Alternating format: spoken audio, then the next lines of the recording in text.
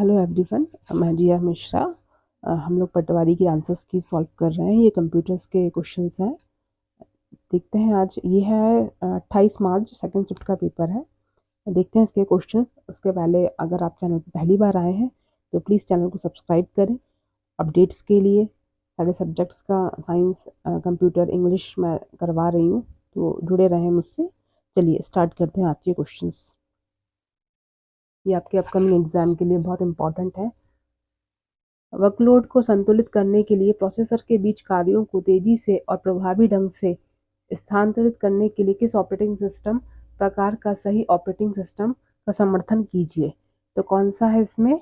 Symmetric multi processing system, ये इसका सही उत्तर है। क्योंकि वर्कलोड जो है उसको संतुलित करने के लिए प्रोसेसर के बीच कार्यों को तेजी से और मतलब प्रोसेसर हमारा तेज अच्छे से काम करे और प्रभावी ढंग से काम करे और चीज़ों को बैलेंस करके चले अगर वर्कलोड ज़्यादा होता है, तो उसके लिए सिमेट्रिक मल्टी प्रोसेसिंग सिस्टम इसका सही उत्तर है। नेक्स्ट है, निम्नलिखित में से क्या प्रक्रिया नियंत्रण ब्लॉक पीसीबी में निहित है? तो पीसीबी जो होता है प्रोसेस कंट्रोल ब्लॉक होता है ये। इसका क्या क्या काम होता है? एक तो प्रोसेस नंबर अलॉट करता है ये, ओपन फाइलों की सूची रखता है, ये जितनी फाइल ओपन है उसकी सूची रखता है, और मेमोरी लिमिट्स करता है। ये सब इसके कार्य होते हैं किसके? Process control block. ये सारी जो प्रोसेस चल रही है करंट में उसको कंट्रोल करता है, मैनेज करता है, इसलिए इसको बोलते हैं प्रोसेस कंट्रोल ब्लॉक। ये आप याद रखिए, फुल फॉर्म भी इसका आ सकता है।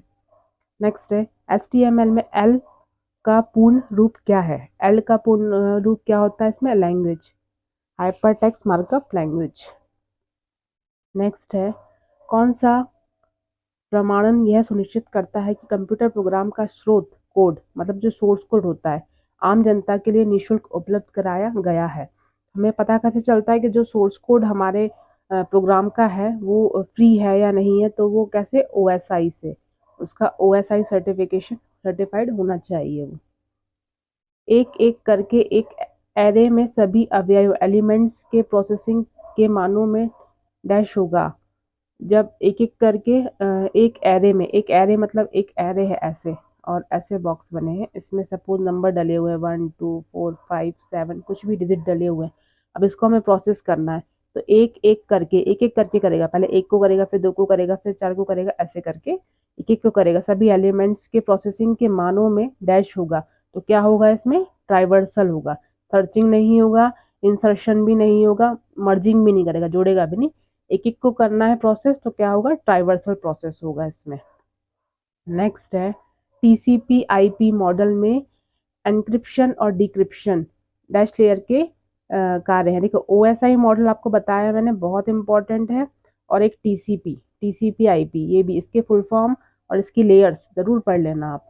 TCP IP मॉडल में एन्क्रिप्शन, अभी इसकी बात हो रही है। TCP IP मॉडल में एन्क्रिप्शन और डिक्रिप्शन कौन सी लेयर में होता है? तो कौन से लेयर में होता है? नेटवर्क में होता है, डेटा लिंक में होता है, ट्रांसपोर्ट में होता है, तो एप्लीकेशन लेयर में होता है।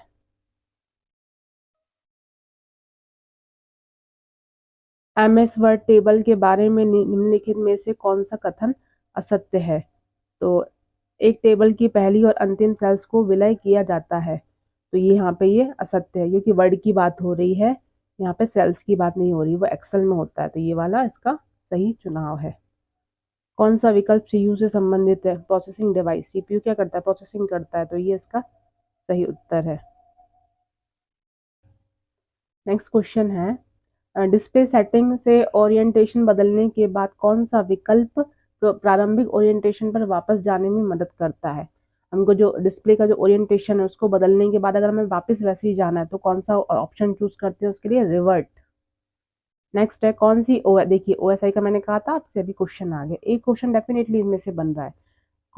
कौन सी OSI लेयर नियंत्रित करती है कि सिस्टम उपयोगकर्ता यूजर के साथ कितनी बार इंटरफेस करता है? तो एप्लीकेशन लेयर से हम यूजर इंटरफेस होता है, जो भी हम एप्लीकेशन यूज करते हैं ना, तो इसलिए ये इसका बताता है कि कितनी बार यूजर से इंटरफेस हुआ है।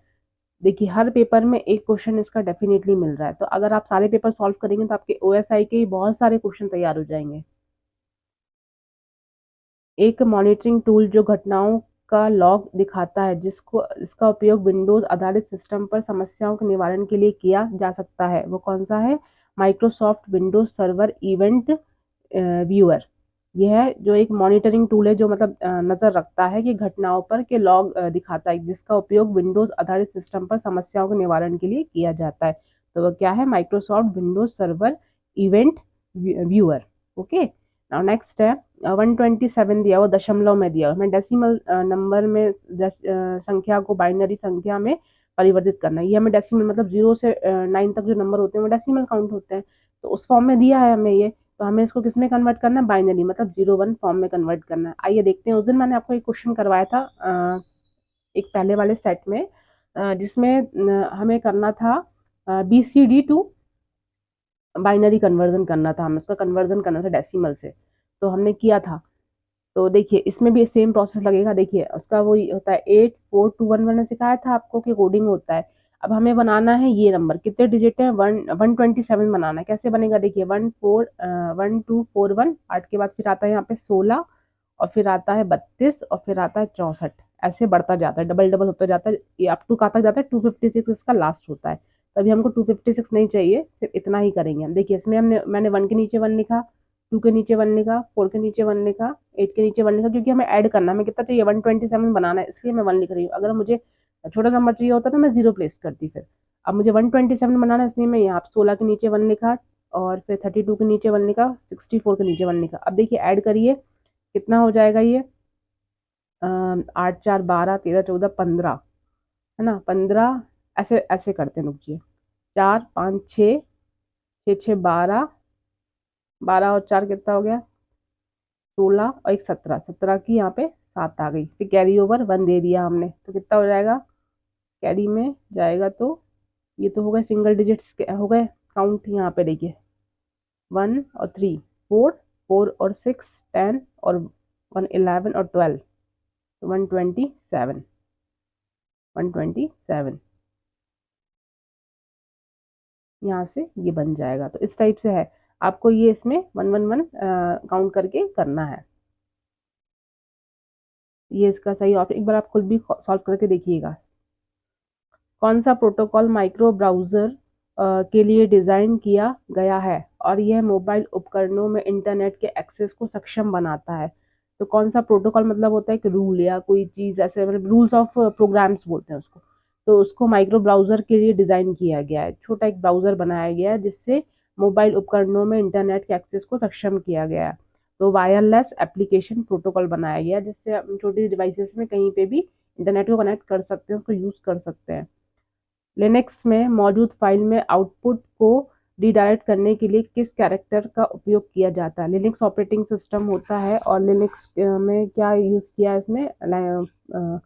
लिनक्स एक वो भी होती है लैंग्वेज, तो उसमें कोडिंग होती है। तो इसमें मौजूद फाइल में आउटपुट दिखाना है आपको रीडायरेक्ट करने के लिए किस कैरेक्टर का उपयोग किया जाता है? आपको आउटपुट दिखाना है, उसको रीडायरेक्ट करना है, तो क्या दिखाएगा? ये वाला सिंबल उसमें यूज़ होता है। नेक्स्ट है, एक विशिष्ट प्रकार का सॉफ्टवेयर दोष जिसके परिणाम स्वरूप वल्नरेबिलिटी होती है, निम्न में से कौन सा है? एक विशिष्ट प्रकार का सॉफ्टवेयर दोष है जिसके मतलब परिणाम स्वरूप क्या होता है? भेद्यता, वल्नरेबिलिटी होती है, निम्न में से कौन सा है? तो कौन सा होता है वह? SQL injection. नेक्स्ट है, कंप्यूटर ग्राफिक में वस्तु की दर्पण छवि मिरर इमेज डैश है, क्या होता है वो? रिफ्लेक्शन होता है, रिफ्लेक्शन से ही मिरर इमेज बनती है। हमारे पास संबंध परक रूपरेखा रिलेशनल स्कीमा है, बना के दिया है इन्होंने। XYZ PQ के साथ डेटाबेस तालिका डेटाबेस टेबल है, तो निम्नलिखित कथनों में से कौन सा कथन सत्य है? तो इसमें हमें देखना है कौन सा कथन सत्य है। देखिए इसमें पहले Y से X का एक क्रियात्मक निर्भरता है, Y से X की क्रियात्मक निर्भरता है, तो यहाँ पे ऐसा कुछ दिख नहीं रहा है, दिए गए विकल्पों में से कोई नहीं। YZ P एक क्रियात्मक निर्भरता है, और क्या है? ZPQ एक क्रियात्मक निर्भरता है। तो यहाँ पे देखिए P के जो सेल्स हैं वो सेम नहीं है, उसमें डिपेंडेंसी है हर सेल में, तो ZPQ एक क्रियात्मक निर्भरता है। जिन्होंने डेटाबेस पढ़ा होगा कभी डीपली उनको समझ आ गई होंगी चीज़ें ये।